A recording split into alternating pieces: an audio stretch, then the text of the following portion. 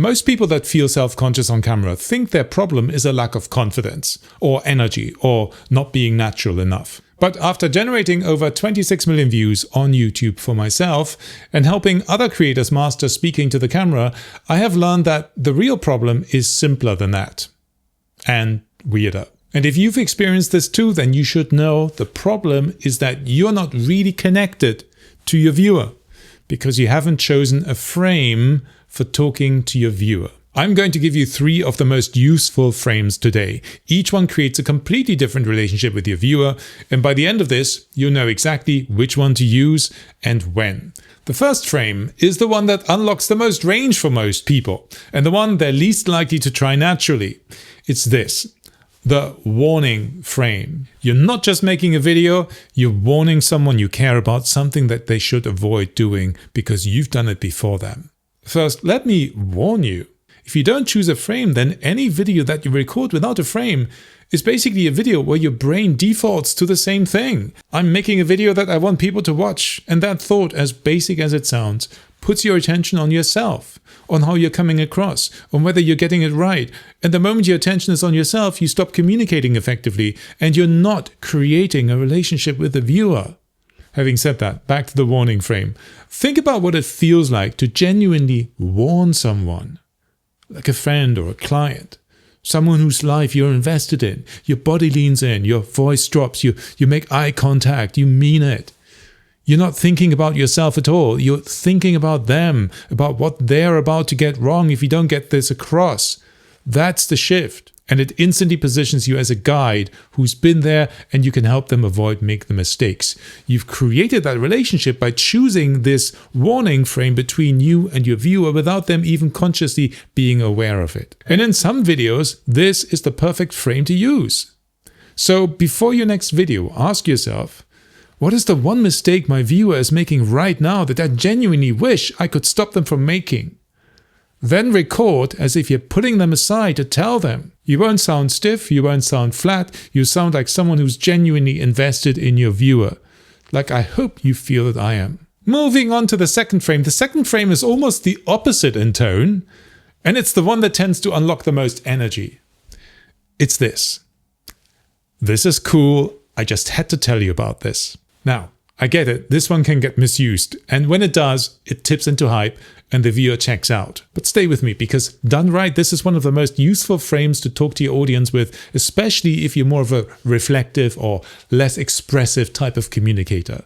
Now, the mistake people make with this frame is reaching for energy without actually earning it. They perform excitement, and the viewer can feel the performance. Even though, to be honest, fake excitement is probably still more compelling than complete flatness. However, genuine excitement can really feel very different to the viewer.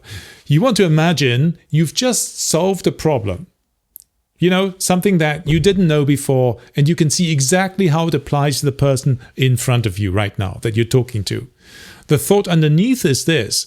I just had to tell you about this because I know what it'll change for you. Being this specific is what separates this from empty enthusiasm. Empty enthusiasm is about yourself. Making it relevant to the person in front of you, that's key. So the moment you can point to that exact insight, the exact shift, the exact thing that clicked and how it applies to your viewer, most importantly, the energy or the excitement feels real. And again, people will feel that you're really invested in their success. So use this frame for content where you've had a genuine insight or a shift, something that you've discovered recently, something a client said that reframed something for you, something that you tested and it worked. The third frame is the one that you're probably already closest to, which is exactly why you want to be deliberate about it rather than just defaulting to it. It's this. Try this. This worked for me. I also call it the mentor frame. This is the most conversational of the 3 frames. It's warm rather than urgent, grounded rather than high energy. And for a lot of coaches and educators, it's their comfort zone, which means it can quietly become their only zone. And that matters because comfort zone content has a ceiling. But before we get into how to use the mentor frame effectively, here's something cool I wanted to mention, because if these 3 frames are already shifting something for you and they make sense, I have something that'll take it a lot further for you. I've just put together a free mini ebook called The Authenticity Code.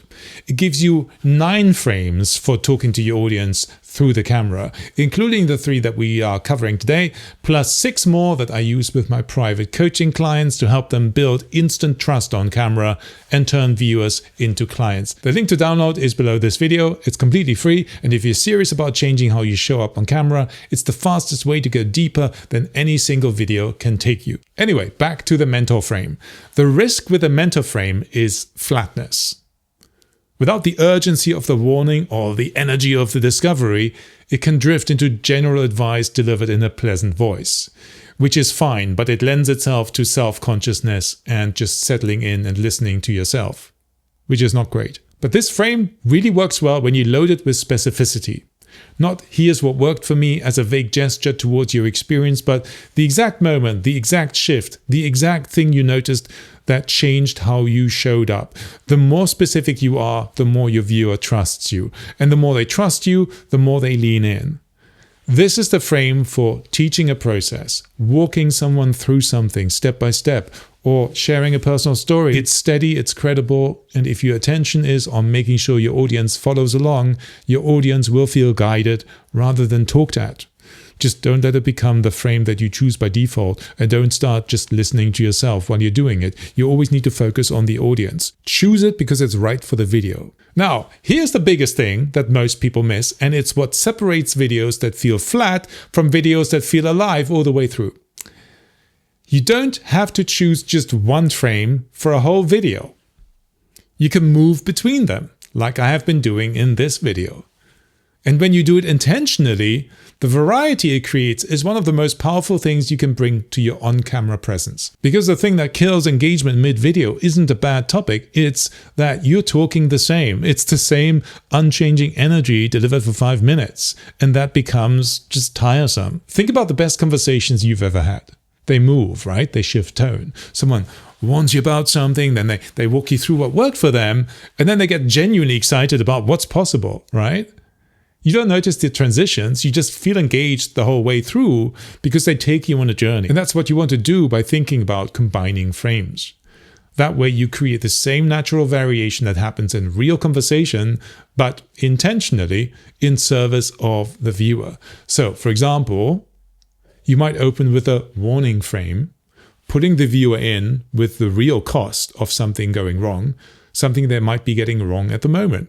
And then they move into a mentor frame as you walk them through the solution. That combination takes somebody from alert to trusting you in a single video. Or you might open with the discovery frame.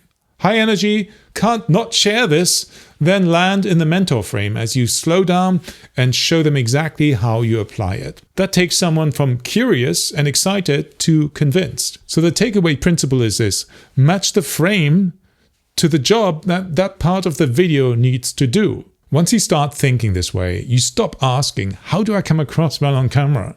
You start asking, what does this moment need? And then you choose accordingly because you now have options.